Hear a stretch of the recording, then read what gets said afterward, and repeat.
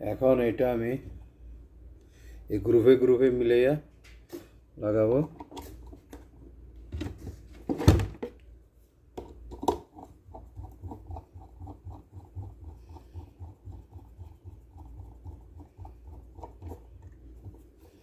লাগানোর পরে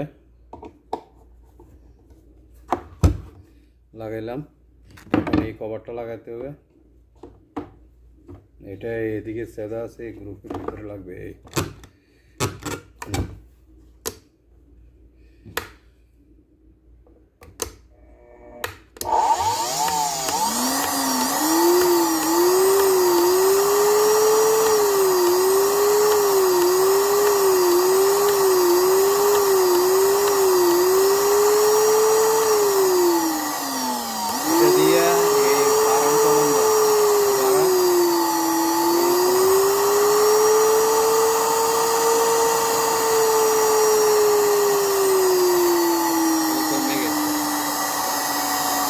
কমে গেছে, এবারে